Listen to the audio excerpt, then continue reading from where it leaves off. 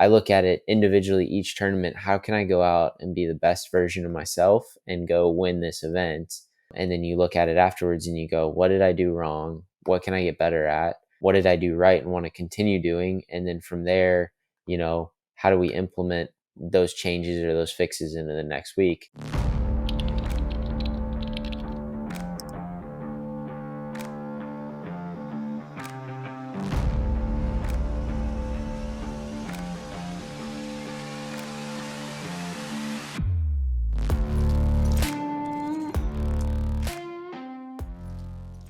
We appreciate you joining us, Graysen. As far as your background, we know that you played college golf at Auburn and you've played on the PGA Tour Latin America. But before we kind of get into that information, let's kind of start from the beginning and tell us about how you got into the game of golf. I started playing golf. I was kind of a late bloomer. Started playing golf when I was a freshman in high school. Before that, I had kind of just done multiple sports, bounced around, played some different things. I was really big into tennis kind of in middle school, but my family has always had a golf background. And so that kept me I had played golf before. I knew what was going on. I knew the game. We would go out with my dad, and play 9 holes or whatever. But I never really played competitively or really put effort into it until about freshman year of high school. And so that kind of led into, I it was kind of funny. I won my division in state that year for the 14-year-olds, got the little trophy and whatnot. And my parents always tell me that they thought it was a blessing and a curse because I didn't practice or do anything and I won. And so they're like, he's going to think this is way too easy and he's not going to work as hard. But then they were also kind of excited because my dad had played and I had family ties to it. So, there was a lot of kind of family background in it. But that kind of spurred me into starting to play high school golf and kind of start traveling and playing in the AJGAs and doing all that as a junior golfer and really kind of trying to put the brand out there, which ultimately kind of led me to Auburn and moving on with my career. I think it's important to note that, you grew up in Idaho and it obviously gets really cold up there. And so, with the combination of starting late and not having the winter months to practice, you must have really made really good use of those summer months to get really, really good practice in. And it seems like you got really good really quick. So what were some of the things that, got you to Auburn in just those 3 short years? Yeah, no, good question. One of the things about, I think, Idaho that's kind of a misnomer is that we could basically almost play for probably about 8 to 9 months of the year. So we really only had 3 that were kind of rough. And in those 3 years, it was just really where Boise sits, it's kind of high desert. So we don't get a lot of rain. It just gets cold. And then if it snows, it might be on the ground for a week or a week and a half, but most of the time it doesn't snow more than like a couple inches a year. So as far as Midwest or, Northeast or any of those kind of areas where it's just 8 feet of snow, we didn't really get that. Now the mountains got a lot of snow, but down in the valleys, most of the time it was okay. That being said, I mean, there was multiple days that I went out and practice and it was, rain gear, jeans, long johns, and then, a beanie and a lot of hand warmers. It definitely was not easy by any means. I was blessed with also a dad who kind of pushed me to travel and play and do a lot of tournament golf. And so we would travel a lot. And I also was blessed to be kind of in a private Christian school that they allowed me to miss a lot of school. So I would also, again, travel a lot during the winter and play in tournaments. It took me a while, starting late. I didn't really get into the AJGAs or the big events, until maybe junior or senior year of high school. So I just kind of found whatever I could play in, whether that was down in Vegas or, down in California or just wherever we could travel to. And sometimes even that meant going over to kind of Oregon or Washington because they don't necessarily get snow where you can't play. It just gets a lot of rain and it's cold. So it was a lot of miserable golf rounds, but it definitely built and kind of distilled that, that want of just kind of if I'm going to be out there and practicing and doing this and putting my attention to it, you have to be diligent with what you're doing. I also think that there's a lot of ways that tennis prepared me for tournament aspects of golf, because I played competitively and did a lot of things. And so that helped put me in a mode where it gave me some tools that I could use also on a quicker scale. So what were some of those tools like that you used from tennis? Well, I just, with tennis, one thing that we always did was when I was practicing and playing and growing up, I spent a lot of time. My dad was always big in waking up early. And so, if I had friends over or people over, whatever, all the way through high school until I left the house to go to college, it basically was, about 6 a.m. We always got up. We always got woken up and kind of going through it. But in doing that, it kind of, growing up that way, I got a lot of things done in the morning.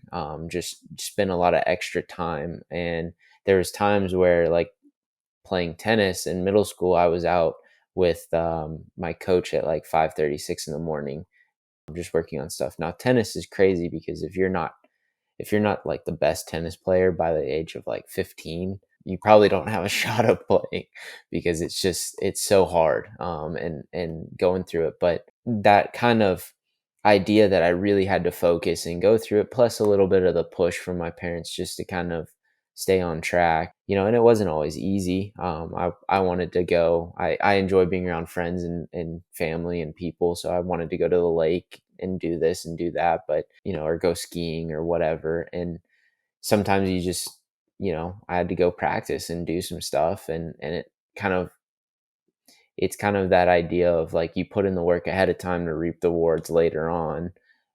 So having that understanding of like I'm doing the work now so that later it's going to come out. But there's just so many different.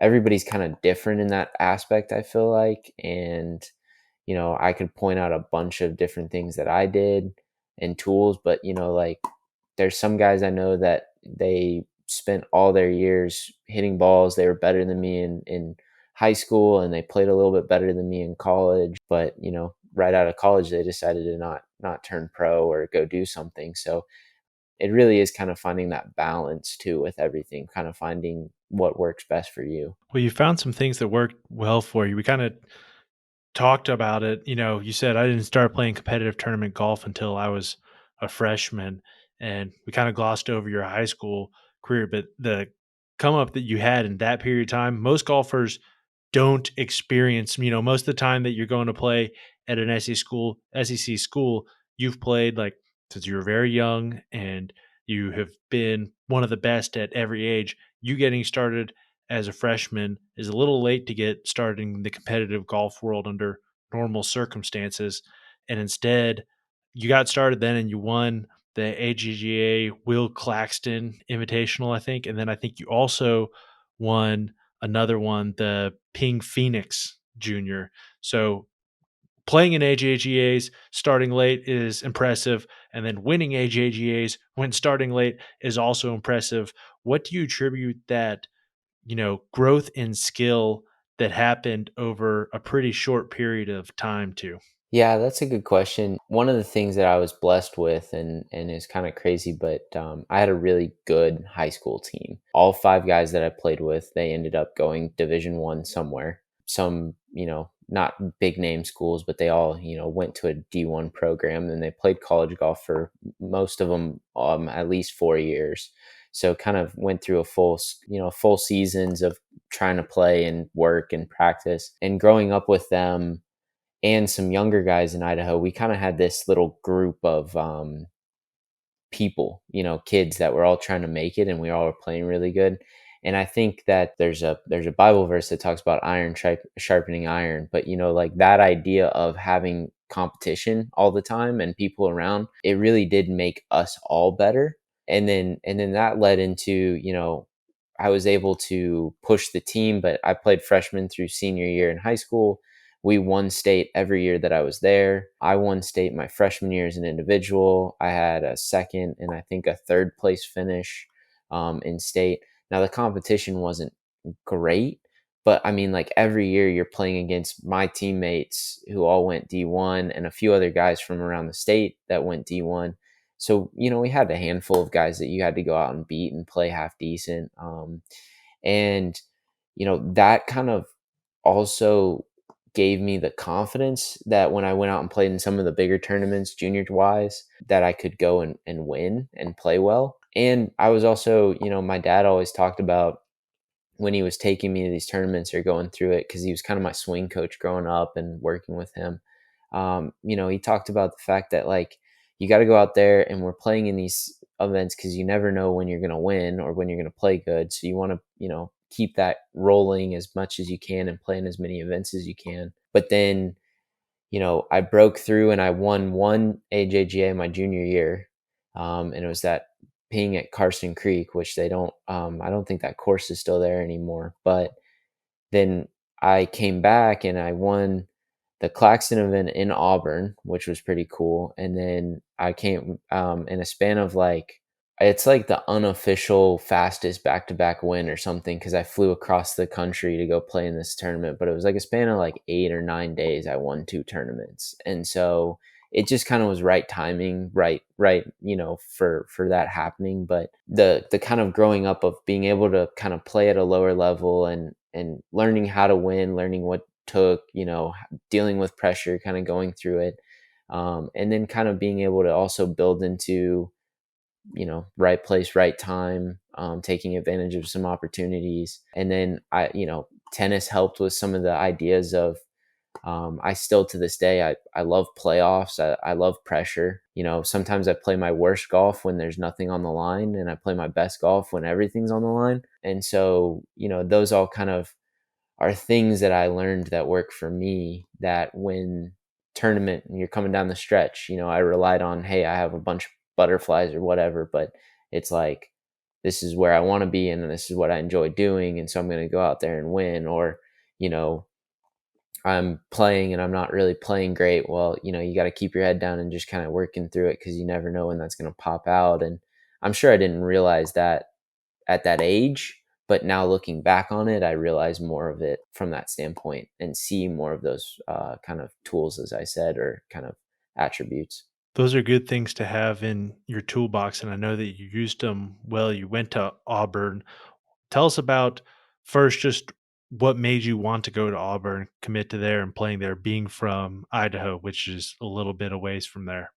So I wanted to go somewhere warm. I made the decision early on that I was going to try and play, more golf after college, kind of when I was making that decision. And so I didn't want to just go somewhere just because I wanted to go to that school. It's actually funny. I got a call from Ohio State and I basically turned him down on the phone, and he was just calling to ask and, come come see the place. Didn't realize the history that the Ohio State golf team has at the time. Now I do. And I was kind of like, well, you should have gone. But, and just seeing what was there. But, I wanted to go somewhere warm, and I really didn't have a lot of offers just from being a late bloomer and going through it. And so I was just looking for somewhere to play, somewhere that I thought I could be on the team, learn. And I actually was really set on going to Georgia Tech. I wanted to be an engineer, and I wanted to go there and play. And that was one of the only schools that they kind of touted you could do that, when I talked to people. I think there, and then our really good family friend was the head coach at Texas A&M at the time. And so I really wanted to go between those two. He told me straight up that they didn't have any spots, for Texas A&M at the time. And I was looking at there and then Georgia Tech. And then when I was going to Georgia Tech, I just uh, ran into the coach at Auburn. That's also a crazy story, because we ran into him in England. I was playing in the British boys junior over there. And my mom went to Ole Miss. And so she saw the Auburn stuff and she went over and just started heckling him, an SEC banner. She wasn't even talking about golf. Then he kind of, just talked nicely with her, and then realized that she was, a parent of somebody, and I was actually playing good. So all those things kind of aligned. But then he invited me to come down because he heard that I was coming through Georgia Tech. So I went there. I actually had a terrible visit. Even coach will tell you, he's like, I did not think you were going to come to Auburn. It just was really fast. My dad ended up in the ER and just all this stuff happened. I mean, it was terrible. The way coach handled it and the way he took care of me through the whole process and tried to help out and do stuff.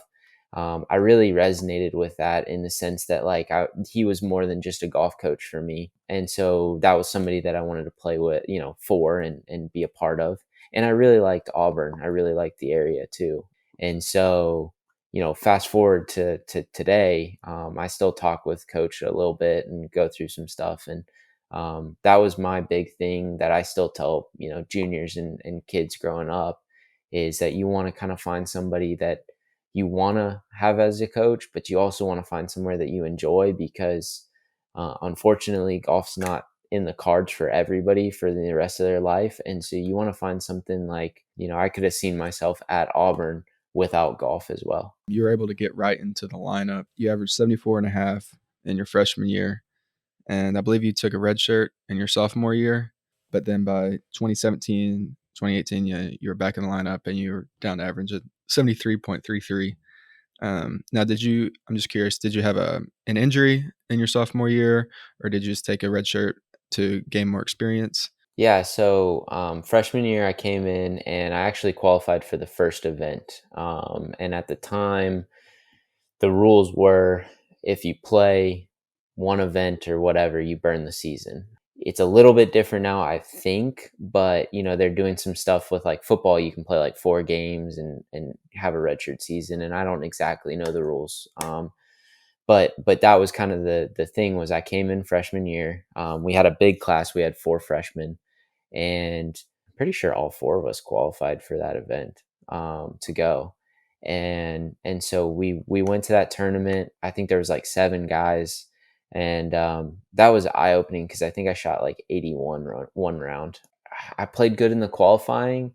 I played against a bunch of guys and probably just kind of got a smidge lucky through qualifying because we had about 6 or 7 rounds. But that was nice from that standpoint because it gave me the opportunity to continue playing that year. And I think I played in like 5 or 6 events for the rest of the year. Didn't play great. Was a little upset that I didn't get to qualify for the, travel team at postseason, but I kind of realized afterwards, I wasn't quite ready for it. And then sophomore year, we came back in. I played some decent golf, but I didn't qualify for any event in the fall. And so when you do that as a player, you kind of sit there and you go like, hey, maybe I'll just redshirt for the spring. I haven't qualified for any events yet. It's going to be hard to make it in the lineup and go. Vice versa, we had a kid that did the same thing as me, but he qualified for the first event in spring and then played really good. So, it goes both ways. But we were playing our first tournament of the year in spring is always Hawaii. And we were playing that qualifier and we got to, I think it was like 6 rounds, and we got to like round 4 or 5 and I was kind of on the bubble. And I just had a conversation with coach and we were talking about it. And it just made more sense to kind of, take that year and kind of still build on some stuff and go through it. And in doing so, I was able to go play in some amateur events and things outside the season, which ultimately leaded up to, if I wouldn't have taken that year, I wouldn't have got the COVID year that I got. So I ended up being there for 6 years, which is crazy. But it ended up being the right decision, and it was a hard one. But there was no injuries or anything like that. It's just kind of the way the golf seasons work was kind of the reason behind it. I think that was a really mature decision and not a decision that all college players at that age would have made. And it looks like you made the most out of it. You ended up winning 3 times in college, and you were the co-medalist at the 2019 SEC championship. So what took place between, the times that you were struggling to qualify for the 5 and then finishing at the top of the SEC? Well, we had a phenomenal group. When I came in as a freshman, we were number 1 in the country, and we had the number 1 player in the country, Michael Johnson, and he was, I mean, he was playing really, really good golf. He was a 5th year senior, graduated, and then he went on and got a spot in the Barbasol, which was out at our home course, or one of the courses we play. And he finished like one shot out of a playoff for first. So I think he finished like third or something, but and basically just barely missed his PGA Tour card that year, and played in like the Sanderson and some other stuff. And he's been on Corn Ferry for a while, but he was the head of the team, but there was a lot of other guys that have played and are playing still that were on this team and gone through it. When you come in as a freshman, you think you're going to play, you think you're going to be the next it and come through it. And there's some guys, I'm fortunate enough to be with some friends with some of the younger guys that have come through and done really well. And there's always going to be a handful that, make a wake. But for me, when I came in, I was used to playing junior golf and some amateur events and not on really good courses and not on bent grass or Bermuda grass. And so I had a learning curve, that I had to kind of get over, with everything.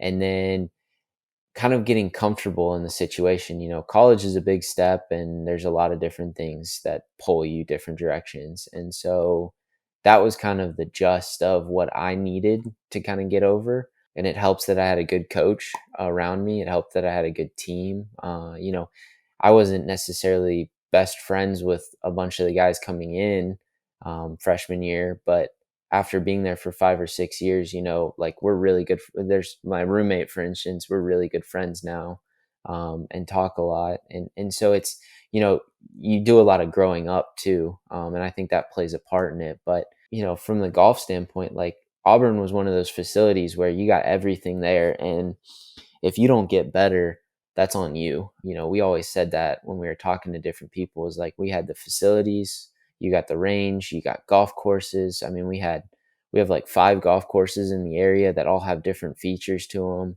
Beautiful facilities that coach has done a phenomenal job at.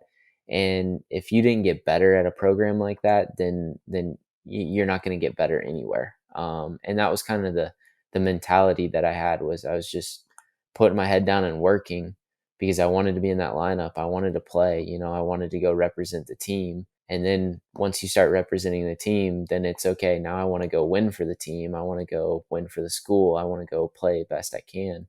And that's kind of, for me at least, that was kind of the driving force and pushing, the difference between that. I think they showed a really cool stat, but I basically dropped a shot on my scoring average every year that I was in college for the first 5 years. I think I started at 74.5 and got it down to like 69.5 or something like that. And that's probably one of my more proud achievements because that's all just work. I mean, that's all just learning more about the game, learning this and learning how to hit shots that you don't have, or learning how to play these kind of golf courses. And so that's kind of, in a nutshell, that's kind of the basis for kind of building that slow kind of increase that, there's some guys that jump and spike real quick, but a lot of guys need to just kind of, slowly build up. One of the things that stuck out to me from what you said earlier and what you said there is you can see the fingerprints of the coaching that you've had, not only from your dad, but from your head coach at Auburn. I know, I think it's Nick Kleiner you guys have, and then also you guys are blessed. I think Corey Maggard is there, and then I think Buddy Alexander also helps you out. And we talked with a guy who used to play under Buddy Alexander of Florida and had nothing but the best to say about him. Tell us a little bit about what that coaching experience was like for you, having everybody on your team, as far as like all 3 of those guys around, and what that added to your growth in college. That whole group made me a better player, but they also made me a better person. And that was a big thing for me, at least. Some guys just want to play golf, but that had a big deal to do with a lot of stuff. And so you're right, we had Nick there, and we had Corey, and then Buddy came in kind of, towards the end of my years there. And then we also had some really good players around, like Jason Duffner still hangs his hat in Auburn, so he was around. Blaine Barber was playing a bunch and playing good, so he was around playing with us. And then from my freshman year to senior year, or sixth year, senior year, the guys that had graduated, they all kind of came back and played. So you had a lot of talent, you had a lot of coaching, and then you had a lot of different opinions and things going around. And it was pretty cool because, you know, you would sit there and listen to coach talk with one player about something in his swing or his game, and then you'd hear Buddy talking about this. And Buddy was great because Buddy brought an old school approach to the program, and you kind of go talk to him about different things, which was really fun because he's been a head coach for a phenomenal team for a bunch of really good players. And then, Nick's doing a really good job of kind of building a player resume as well too, with the guys that have kind of been under him and gone through it. And Corey just was, I mean, he did everything he possibly could to make us better. It was really cool because we were really close with Corey.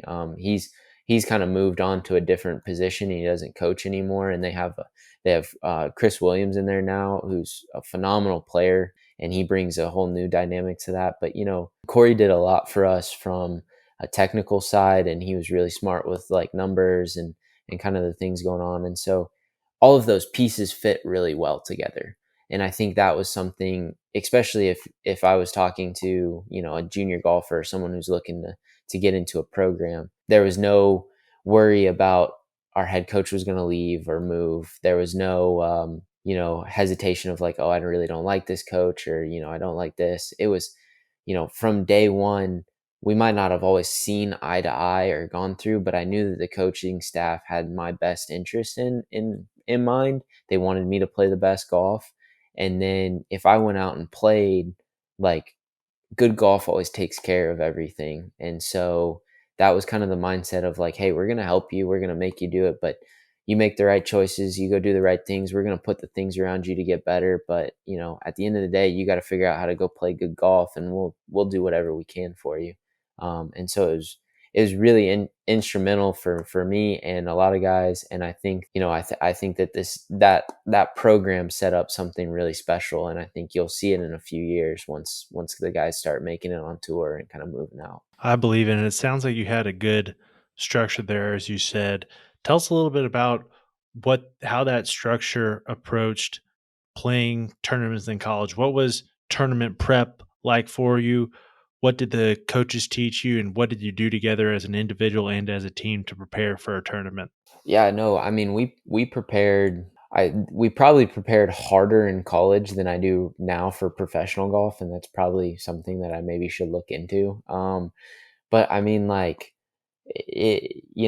when you have such great facilities and you have such great resources, Corey and Nick did such a great job of leaving no stone unturned. I mean, we we had tons of stats rounds. Like, we posted all of our qualifying and all of our tournament stats. We went through everything. They'd break it down by year, by semester, by this, by that. We worked a little bit with some decade guys and did some stuff, and they were really good at talking with, our personal coaches, if we have them, and setting up, how does this guy going to play well, and how is this guy going to do well.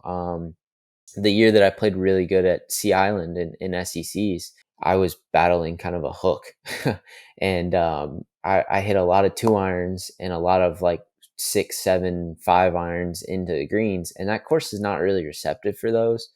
But for me, like, that was the best way for me to play it, and then I just tried to putt as good as I can. And that week, I putted phenomenal, and that it just we did a really good job of recognizing each player is a little bit different in how the approach is, and we would take the time to focus on, we'd sit down the night before a round and we'd go through the yardage book, and we would discuss. We would say, hey, I think this is the play, and one guy, might have reservations or this or that, but we had a game plan, and then we tried to execute it, and your game plan changes as the day goes on. But um I think they did a really, really good job of just setting us up for success. And then we were as successful as we wanted to be, in that program. Yeah, it sounds like you really had an incredible like support system there, and just good overall development for professional golf. Which you said you decided early on that you wanted to play after college, and you turned professional in kind of a strange time during COVID. There was no Corn Ferry Q school, and there was the Forum Tour going on. But I believe you Monday qualified into a Latin America event and finished tied for fifth in that first event, which is really, that's a really tough way to gain status. But, that's how you got your Latin America tour card. So talk about that start of your professional career. Yeah, no, it was kind of crazy. There was some talk that they were going to offer like a seventh year for guys that had dealt with some COVID issues and things like that. And there was kind of like an outside bubble of like possibility that I could do it. And I just was like, I just want to move on. I've been in college enough. Like let's move on and get this stuff done. But yeah, I stepped out, and it kind of goes back to the same thing I did as a junior golfer, in kind of building, that status to play in AJGAs, if you want to call those kind of the tour. I just tried to find something to play in. And funny story with the Monday qualifier for that Latin event is I signed up for it and I didn't know what I was qualifying for. I just saw it was a qualifier. It had 10 spots and it was in Miami. So I went and I played. I was working with some guys to find mini tour events, in South Dakota or wherever, to just try to go play. I was working with those schedules, and I played that qualifier. I got through. I shot 5 under. 4 under was in a playoff, and it was a big playoff. It was like 17 for like two. And I walked in after and I said, "Hey, I think I qualified. I don't know what I qualified for. Can you tell me what I get?" And the guy was like, "Oh yeah, you qualified for our tournament that we're gonna run. In 5 days is when the tournament week starts, because this qualifier was like on a Tuesday or a Monday or a Wednesday, and then it was the following week." And so I was like, "Okay, cool." And it was at the same course we played. So I basically flew back to Auburn, um, packed up my bag and everything, and then flew back down for the tournament. So I flew down for the qualifier, flew back up to the tournament because I was going to drive my car north, but turned around and flew back down. Then I qualified into that tournament, finished fifth. And then they go, "Hey, the next week is in Bucaramanga, Colombia." And I was like, where? I had to book a last minute flight because I top 10, so I get into the next event. So I booked a last minute flight. Thank the Lord, I met a couple people through the event, and they steered me towards a guy who had a room with an extra bed in it. So I got a bed. I actually travel with this guy a bunch now. And so that's kind of been really cool. But like, I didn't know what I was doing. But I got on this flight. I went to Colombia. Then the next week, I flew from Colombia to Ecuador, and I got into Ecuador. I didn't play good. I didn't make it through the Monday. They gave me a sponsor's invite, because I was high up on the points list. I didn't make the cut. So I flew back to the States, and then in a week and a half, they had the tour championship, and I went and played, I made the cut, made enough points to keep my card. And that's just kind of how it just spitballed. It just kind of rolled. I mean, it was kind of crazy. I did that, and then I Mondayed for like 3 form events, and I got a sponsor's invite into the Auburn form event. So I played half a season out there and played in the championship there, and didn't make enough to keep a card. But that was a good experience. I've played with a lot of guys that are playing on Corn Ferry right now. But yeah, it was hectic. It was crazy. But I just kept doing the same thing that I kind of did when I was younger. Is I just kept finding an opportunity and driving and going and playing. One of the Mondays, I drove 10 hours to go play a practice round to play for the Monday the next day. And I qualified into the tournament and did that. And I made the cut at the tournament before, then drove 10 hours, played in that, and then drove 10 hours back to where that tournament was because they were having another mini tour event there. So sometimes you just got to go. I mean, sometimes it's just go and do it. But yeah, it was hectic. It was crazy. And if I wouldn't have done it, I probably wouldn't be where I'm at right now. So when it came to qualifying for that, you got your spot, you got status on Latin America tour. Tell us a little bit about what it's been like playing on there and traveling around, especially. I know tournament golf is hard in general. Traveling for tournaments can be hard in general. And then traveling in foreign countries to play golf can be also hard. Tell us a little bit about your experience there. Well, it was already difficult to travel down there, and then you throw in the COVID restrictions and everything the first year, and that was fun. But yeah, no, it's been a grind. It's not always the most fun for my background. I don't really know Spanish. It's better now, but it's still horrible. Um, and growing up in Boise, Idaho, and I'm in Argentina or Colombia or Chile, completely different cultures. But there's a lot of fun that's been a part of it as well, and meeting people. I like traveling, and even for me, that I like traveling, it's a lot of traveling. So you combined not the best golf courses all the time, or not the best setups as far as like tough hotels and rough food and this and that, and then you combine and you have to play good, and I think down there, like, you need to finish around 22nd or better to just kind of break even on the week. All of that goes into a lot of stress that you're under and go through it. But it also, there's a lot of guys that talk about, if you can travel and play on a tour like that, you can basically travel and play anywhere. And so that's kind of one of the bigger understandings of that tour, is really focusing on, like, hey, this is the tour that's going to help kind of mold you and kind of put you in the fire. And when you come out, you got to still kind of beat on, get hammered on and kind of work on some stuff. And but ultimately, you're going to come out, better from it. And it's been a really cool experience. If anybody gets a chance that's listening to this or goes through it, I recommend going and playing. It's tough. There's a lot of things that can happen. You might get robbed. You might get this. You might get that. Whatever. But like, you know, it's going to stick with me for a lifetime of the things I've been able to do. So I got really cool stories. I made new friends. I got friends in Colombia and Argentina that I never would have thought of. I'd have friends down there. So it's been a really cool experience, but it's difficult. It's hard. And from the golf side, it really does make your game better, because you got to learn how to travel and change grasses, altitude. And I mean, we played one week at like 9,000 feet, and then the next week we played at like 2,000. So it really puts you through the fire, but ultimately it'll make you a better player. What's the difference playing down there? You noted like some of the differences as far as like how much you can move in altitude. Is there a difference as far as like the ease or ability to do tournament prep when you're down there? And what do you do for tournament prep when on the road like that? Yeah, you just gotta kind of make a schedule, make a plan for what you need, personally.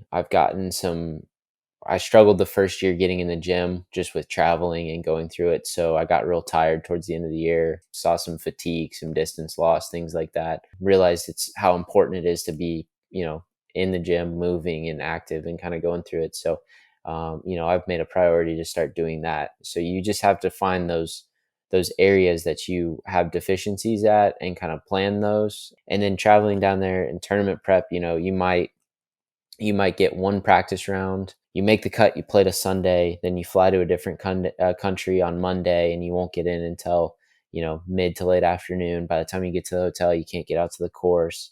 So you come out Tuesday and you play a 6-hour practice round, because professional golfers are slow. And then Wednesday they have the pro-am. So if you're not in the pro-am, you can't play on the course. So you do a little bit of practicing and stuff, keep yourself occupied. And then Thursday's the first round. And so you kind of set your week up so you know what you're going to try to accomplish, how you're going to do it, and then you go and make the best of it. And you be a little bit fluid and understand that it's not always going to work out the way you want. But that's the best way to prep for it. Is you just gotta everywhere's different. Everybody's going to have their own kind of different style, but some guys need more time on the range with the TrackMan or whatever to hit balls. Some guys need to putt more. Some guys need to see the course more. It's really just finding out what your strengths are, what you need to work on, and then putting the effort into those to try to get a little bit comfortable, with the golf course. I like spending time at the golf course because that's where I feel the safest and the most, normal, so to say. But some countries I really enjoy. I really enjoy Bogota, and I really enjoy Quito, which is in Ecuador. So, I like going around the city and stuff like that sometimes too, just to break up the weeks and feel like you are a little bit of a tourist, because you are. But yeah, that's how you prepare and get ready for them, is you kind of work with yourself to get a plan, and then you go down there and you stick to it. Better you can execute the plan, the better you can play. I was talking to one of our friends who currently plays on Latin America tour a little while ago, and he was talking to me about one of the unexpected, or well, things I didn't think about that was, a tough thing that he was trying to figure out is, what to do for a caddy down there. And he wasn't going to bring a caddy down there because it's obviously an added expense. And he was telling me that a lot of guys do local caddies, but that's hard as well because these employees of the clubs don't always know the best English. And so he was telling me how hard that is. What are you going to do for a caddy on the Latin America tour? And how have you worked through that? It is difficult. There's some career caddies, as I like to call them. Every tour has guys that it's their career just to go out and be a caddy and do whatever. And so there's some guys that are pretty good, some guys that have learned some English. I figured out last year in playing that I do pretty good carrying the bag for 2 days, and then picking up a caddy on the weekend. So you kind of you deal with a lot of things of like, how do I best tournament prep? How do I, do it cost effectively? How do I play my best golf? So you have to do like, you know, you have a lot of ways that you're pulled. And so for me, I just felt like I don't feel like if I go miss the cut and I've paid a caddy all this money for the week that he didn't really help me, that it's a big deal. But then also, like, I'm making a little bit of money for making the cut, so I don't mind paying somebody to carry the bag. It keeps me fresh, towards we're going down there for 3 weeks coming up. That third week is a tough week because we've been down there for so long. It's a lot of golf, a lot of walking, a lot of going, doing stuff. So in that sense, it's nice to have the caddy and have somebody there to help you kind of stay, fresh. But, I've also just made some friends with some of the caddies and some of the different people. And depending on the event, it's harder when you don't know what the course is going to be like. I've been down there for a year and a half now, so I have an understanding of what the courses are going to look like. So I know which events we're going to play in Brazil. It's the third week of this coming stretch. Probably end up getting a caddy for that week. Tougher golf course to walk. It'll just be easier. The first week we're playing in Brazil, and it's relatively flat, or Argentina. It's relatively flat course, and it's just going to be hot. So me carrying a bag for a couple days is not that bad. So that's kind of the way that I approach it and go through it. But your friend's right. I mean, it's kind of a crapshoot. I've gotten one guy that spoke no English whatsoever, one guy that thought he could speak English but he couldn't, and then one guy that actually spoke English. So it's difficult. You mentioned that one of the things that was difficult to do, at least in your first time down there, was getting to the gym and working out, and that caused you by the end of the season to be a little bit tuckered out. Tell us a little bit about what you've done. What's your workout program look like just in general? And then when you're on the road like that, what have you done to ameliorate that issue? Yeah, so it took me a while to kind of get comfortable with the gym. I never was a gym guy. I always just liked hitting golf balls. And so when we were at Auburn, we had a really cool strength coach. We would work out 3 times a week. Just a lot of golf specific stuff, a lot of golf related things, especially towards yourself. We would do kind of body assessments and go through it. In that, I've gained a lot of resources and a lot of contacts and people that I can talk to through kind of that aspect of just how to work out and go through it. But in Latin America, it was like one week you might be staying in an Airbnb so you're at someone's house and there's no free weights or anything like that, so you're not going to be working out. And one week you might be at a host hotel and they might have a couple dumbbells, and then one week you might be at a nice hotel and they might actually have a weight room kind of thing. So it's really hit or miss for what you have and what you don't have. Some guys are way better at it than others. I've started kind of working. There's a product out now with that Golf Forever, and I got one of those just kind of to give me some more tools to use and go down. And I'm enjoying that because I can take it and kind of do it wherever. But there's guys that will bring down resistance bands or foam rollers or this or that. They learn what they need, what weeks and where, and then they kind of plan and go through it. So for me, I kind of have a set up plan. I don't work with any trainers at the moment, but I have a lot of old workouts and kind of formulated workouts that have been tailored towards kind of the golf team and golf specific stuff, that I've kind of put into a routine. And then I'll use kind of the swing trainers and stuff with the Golf Forever to kind of go through a program there. A lot of it's not anything more than staying loose, staying, flexible, being consistent so your body doesn't feel bad, and then kind of just being able to, you travel on a plane for 9 hours, just something to move, other than carrying a golf bag or swinging a club. I know you have the Latin America season coming up shortly, and I know some guys like to write out goals. Some guys don't like to write out goals, and it's up to you whether or not you want to have specific goals or not. But I'm just curious, do you have specific goals for this upcoming season, or are you kind of just of the mindset, I just want to play the best I can and see what happens? Yeah, so I'll be honest, I don't have any like specific goals written out or kind of laid out. I've gone back and forth with that. Like, I think it's good to have goals and a target. You don't want to just aim, blindly, but also at the same time, like, there's people that would say goals are sometimes restrictive, maybe, or kind of, if you don't achieve them, then it kind of really hurts you, and you want to kind of just work on continually getting better, and the process and just working through it.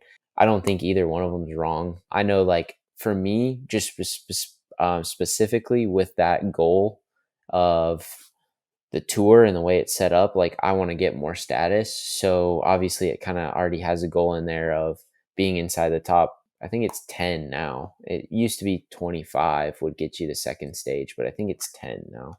I don't really exactly know, but like, that's kind of the threshold, at least. And then from there, it's like, how do we go win in Latin America? Well, right now it's actually kind of nice, but not really. Like, the three guys that won the first three events that we played for this season, they're all Corn Ferry guys, so they won't really play much more. So it opens the door for a lot of guys to go play and maybe get some status. That being said, they might come down later. Who knows? It already kind of has that built-in like money list, like, this is where you want to be. But then also for me, I made 8 of 12 cuts last year, and I'm at 1 of 3 for this year.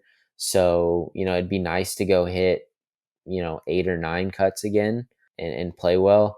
My best finish was 22nd or 24th last year. And then my best finish on tour is 5th. So it'd be nice to go get some top 20s and then, possibly break up top 5. And if I do that, that's probably putting me inside the top 10. So, those are all goals that I have in the back of my mind that I'm striving for and going through. They might just not be on paper. When it comes to the challenge of having, a tournament season and stuff like that, how do you manage expectations, especially like you're playing, as you said, it's embedded into the system. Like, you're playing for money kind of, but you're playing for status. You want more status, you want better status, you want X, Y, or Z. How do you kind of manage those expectations when really, like, right now the goal is to get the ball in the hole in as few strokes as possible and not look forward as much? I think you have to just go look at it as a competition, in the sense of, like, you need to just go out and win and beat guys. That the adage of good golf takes care of itself. Like, you go win an event, status takes care of itself. Tournaments take care of itself at that point. You get more tournaments to go play in. You get more opportunities. That's kind of the whole thing. And so that's something that I try to do, is like, I look at it individually, each tournament. How can I go out and be the best version of myself and go win this event? And then you look at it afterwards and you go, what did I do wrong? What can I get better at? What did I do right and want to continue doing? And then from there, how do we implement those changes or those fixes into the next week? And then you go into the next week and you try to figure out how to win that event. And if you do that and you kind of stay focused on just trying to go play the best each week and win and go do that from from a competitive side, yeah, it means a lot to you. You want to go, beat up, and those birdies towards the end, if you're not in competition or whatnot, they mean a lot. But also that kind of takes care of that, like, looking too far ahead, or constantly looking at the money list and knowing that you're 66 on the money list and you need to be top 60 to get your card or all this stuff. Like there will be a point in your career where it's basically like you got to go and you just got to play, you got to make the cut and you got to win. Well, whatever that number is or what it is, like you still got to go play. So if you just go focus every event, you go try to play the best that you can, you go try to beat and win that event and beat all the guys and be the best each day, it really does kind of it sounds really simple. It's hard, but it simplifies it down to the point where it's like you kind of stay in the present and stay in the moment. It's cool kind of hearing that come full circle. Your dad telling you when you're younger, like, we just got to go play these tournaments, give ourselves opportunities and see what happens. And it's the same thing as it was, 20 years ago, it is now. So with that in mind, the last question we ask every guest is, if you could go back to yourself as a junior golfer and tell yourself just one thing, what would that one thing be? Wow, be a lot of things. I think one overarching kind of, probably for me at least, and maybe some guys in my generation or younger might resonate it when they get older, is just like the patience. Understanding that some guys are going to go out and play and they're going to play really good and go play, phenomenal. And we live in a world that wants everything right away. We want to be number one this, number one junior, number one here, number one there. Everybody puts names and stuff on you. And sometimes I know a lot of guys who are, playing Corn Ferry that never broke the top 500 in the Wagger rankings, or, they weren't that good at junior golfers. Everybody's got a little bit different story, and just a little bit of patience and a little bit of hard work. I think they go a long way. Well, perfect. We appreciate it. Where can people find you on social media or reach out to you if they got any additional questions or anything like that? Yeah, so I got all the standard social medias, so Instagram, Twitter, Facebook, and it's all just my name, so Graysen Huff. I think Twitter handle is AU Spud Farmer. But yeah, those are all places you can reach out and kind of see my journey and jump in and watch it go. I'm working on kind of a website sort of thing right now for my professional golf. So just the social medias at this point, and then probably that website will pop up at some point on there as well. Make sure to give Graysen a follow, and also make sure to give us a follow. If you're listening to this on Apple or Spotify, please subscribe and leave us a rating. Helps us get our message out to more people. And if you're on YouTube, please like and subscribe. You can find us on Twitter at Tournament Code and on Instagram at The Tournament Code.